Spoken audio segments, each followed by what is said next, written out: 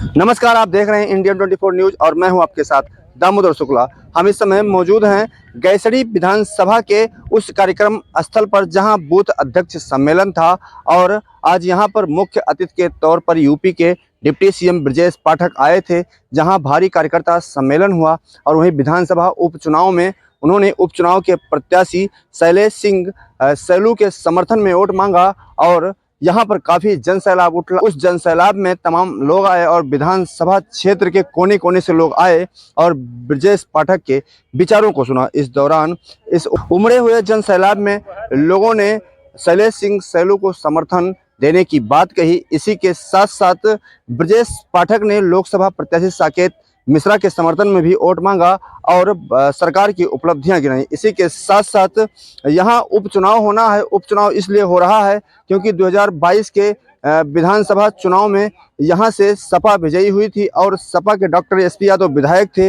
लेकिन कुछ दिन पूर्व उनकी मृत्यु हो गई है, वो दिवंगत हो गए हैं। इस वजह से यहाँ पर चुनाव हो रहा है। वहीं इंडिया गठबंधन के द्वारा सपा ने डॉक्टर एसपी यादव के सुपुत्र राकेश यादव को प्रत्याशी बनाया है। इसी के साथ साथ भारतीय जनता पार्टी ने एक बार पुनः विश्वास करते हुए शैलेश सिंह सैलू जो कि पूर्व विधायक हैं उनको प्रत्याशी बनाया है।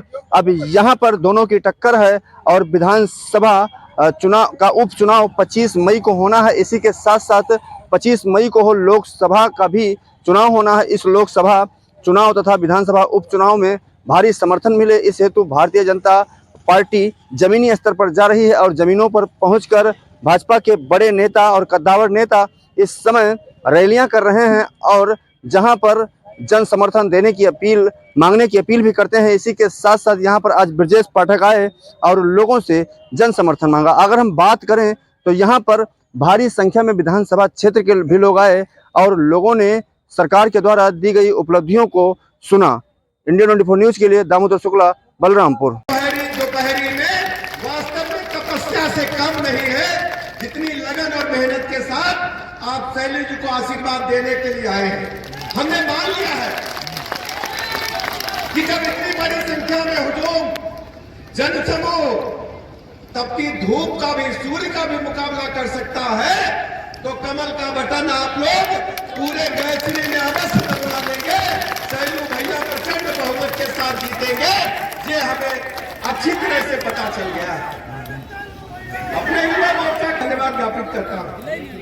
केवल 2-3 बातें बताने के लिए आया। देखो, ये चुनाव है। चुनाव में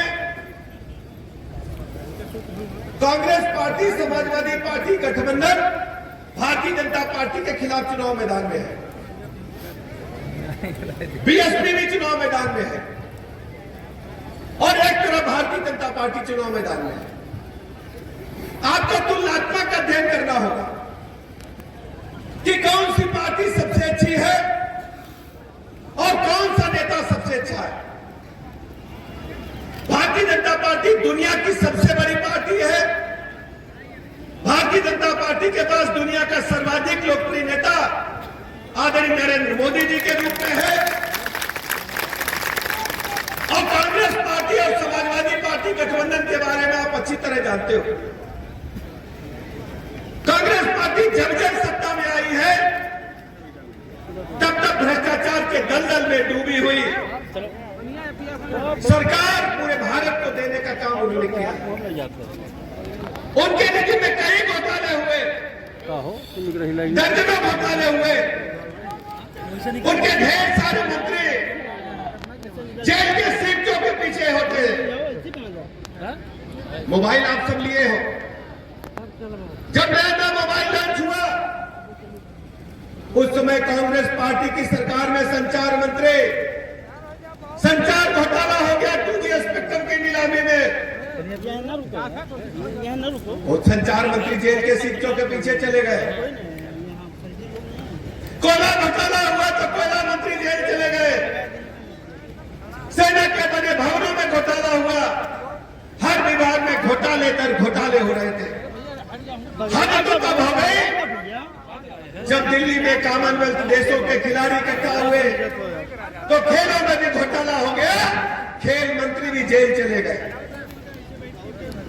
कांग्रेस पार्टी ने भारत की छवि दुनिया के भ्रष्टाचार करने वाले देशों की सूची में तेजी के साथ ऊपर बढ़ाने का काम किया। समाजवादी पार्टी के बारे में आप जानते हो, सपा की सरकार जब जब स्टेट पे रही है, प्रदेश में रही है, गुंडे, बदमाश, माफिया, लुच्चे, लफंगे सत्ता के संरक्षण में पनपे हैं। गरीब आदमी के प्लाट, मकान, दुकान, खेत को कब्जा करने का काम समाजवादी पार्टी के गुंडे करने का काम थे। समाजवादी पार्टी का नारा है खाली प्लाट हमारा है। बंदूक लेकर के सड़कों पर निकलते थे, एक एक गाड़ी में 10-10 बंदूकें भर करके चलते थे। बहु बेटी की इज्जत आबरू खतरे में थी, सड़क पर निकलना मुश्किल था। पूरी तरह से अपराध को औद्योगिकीकरण का दर्जा देने का काम समाजवादी पार्टी की सरकार में किया। इस प्रदेश में हजारों दंगे हुए थे, लेकिन आज भारतीय जनता पार्टी की सरकार में गुंडे, बदमाश, माफिया, लुच्चे, लफंगे या प्रदेश छोड़ करके चले गए हैं या जेल खाने में सड़ रहे हैं। कुछ अपराधियों को तो जेल में भी डर लगता है, जेल में भी उनको टेंशन रहता है। आज अपराधी गले में तख्ती लटका करके घूमते हैं कि हमें जेल में डाल दो, अब हम गुंडे और अराजकता देख लेंगे। भारतीय जनता पार्टी की सरकार ने प्रदेश में कानून का राज स्थापित करने का काम किया है। माननीय मोदी जी ने गरीब कल्याण योजनाओं के माध्यम से हर गरीब के जीवन स्तर को ऊपर उठाने में कामयाबी हासिल की है। 25 करोड़ लोगों को गरीबी की रेखा से ऊपर उठाने में मोदी जी ने कामयाबी हासिल की है। आज हम कह सकते हैं श्रावस्ती लोकसभा के, कैसरी विधानसभा के हर गरीब को पक्का मकान देने का जो मोदी जी ने वादा किया था, उसको पूरा करने का काम भारतीय जनता पार्टी की सरकार ने किया है। देश के 4 करोड़ लोगों को निःशुल्क पक्का मकान मिला है। मोदी जी ने संकल्प पत्र में वादा किया है, देश के लोगों से कहा है, जब तक हर गरीब को पक्का मकान नहीं मिला जाएगा, इस योजना को आगे बढ़ाएंगे।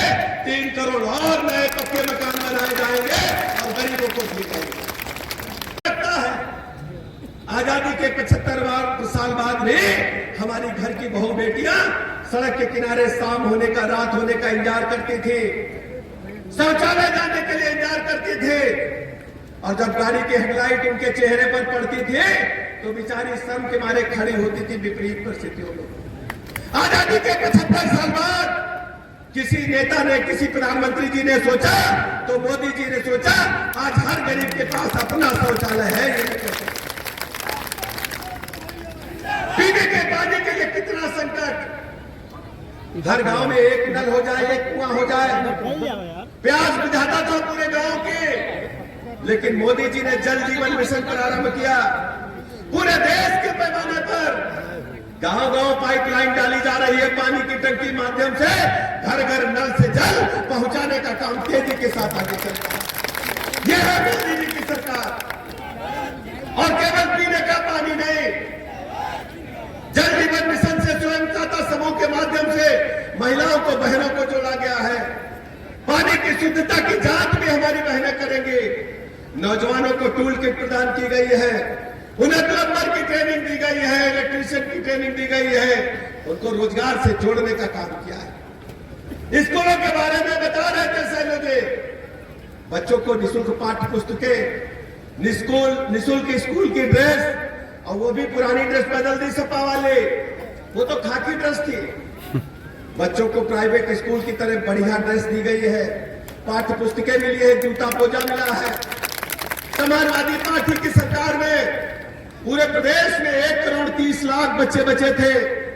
आज हमारी सरकार में 1 करोड़ 92 लाख बच्चे कुछ की शिक्षा ग्रहण कर रहे हैं। ये है भारतीय जनता पार्टी।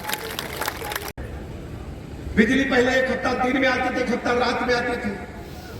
बिजली या तो इटावा जाती थी, सफाई जाती थी, या रामपुर वाले बड़े मियां के यहां जाती थी। उत्तर प्रदेश में सभी जिलों में बिजली नहीं जाती थी। लेकिन भारतीय जनता पार्टी की सरकार में 75 के 75 जिलों में बराबर बिजली देने का काम आपके वोट की ताकत से, आपके आशीर्वाद से घर में कोई बीमारी आ जाती थी, सबसे पहले गरीब के बहन के बेटी के गहने बिकते थे, फिर घर बिकता था, फिर घेर बिकता था। मोदी जी ने दुनिया की सबसे बड़ी योजना आयुष्मान भारत के माध्यम से 5 लाख तक के निःशुल्क इलाज की गारंटी देने का काम किया। अब मोदी जी ने इसको भी आगे बढ़ाया है और 70 साल तक के जितने भी बुजुर्ग हैं सबको 5 लाख तक के निःशुल्क इलाज की गारंटी भारतीय जनता पार्टी ने अपने संकल्प पत्र में देने का काम किया। पानी, बिजली, सड़क, स्कूल, अस्पताल हर स्तर में चारों तरफ पूरे देश और प्रदेश में चतुर्मुखी विकास हो रहा है। हर जिले को 4 लेन से जोड़ा गया है।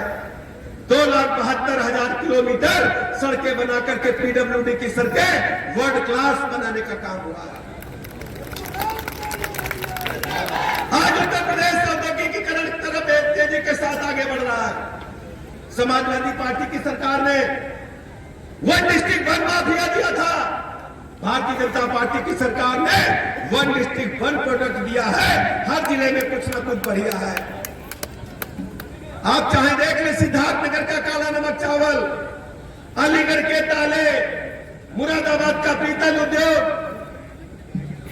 इलाहाबाद का अमरूद, लखनऊ की चिकनकारी, हर जिले में कुछ ना कुछ बढ़िया है। पीलीभीत की बांसुरी, ममरोहा का ढोलक।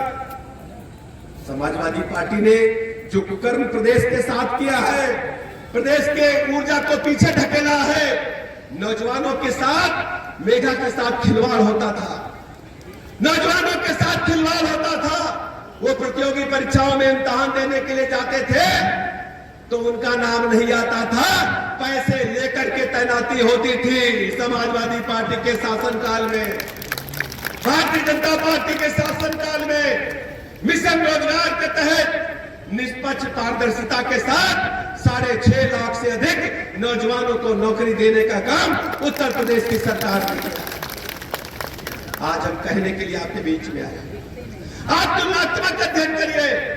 भारतीय जनता पार्टी की सरकार, समाजवादी पार्टी की सरकार, कांग्रेस गठबंधन की सरकार, तो आप पाएंगे कि भारतीय जनता पार्टी की सरकार पूरे देश में नंबर 1 पर है। मोदी जी नंबर 1 पर है। उत्तर प्रदेश में मुख्यमंत्री योगी जी ने पूरे उत्तर प्रदेश को देश का नंबर 1 राज्य बनाने के लिए काम किया है। उत्तर प्रदेश में भारतीय जनता पार्टी नंबर 1 पर है। समाजवादी पार्टी गठबंधन पिछली बार भी फेल साबित हुआ था। हार का ठीकरा एक दूसरे पर फोड़ा था। अभी हम देख रहे हैं कुछ दिनों से विपक्षी गठबंधन में सब कुछ अच्छा नहीं चल रहा। कोई उनकी ज्वाइंट रैली नहीं हो पा रही है। ज्वाइंट प्रेस कॉन्फ्रेंस करके केवल औपचारिकता निभा रहे हैं। एक दूसरे पर हार का ठीकरा फोड़ने के लिए भूमिका बनाना पहले से शुरू कर दिए हैं। इसलिए मेरे मित्रों, आपसे हम कहने के लिए आए। सैलू जी हमारे मित्र हैं, साकेत जी आपके अपने प्रत्याशी हैं। लोकसभा के चुनाव के लिए साकेत मिश्र जी को और विधानसभा के लिए गैसड़ी के लिए हमारे मित्र सैलू जी को एक तरफा वोट प्रदान करें। गैसड़ी के लोगों को 2-2 वोट देने का अवसर मिला है। आप सब लोगों को सैलू जी को विधानसभा के लिए और लोकसभा के लिए साकेत मिश्र जी को प्रचंड बहुमत के साथ एक तरफा जिताना है। ये मैं आपके बीच में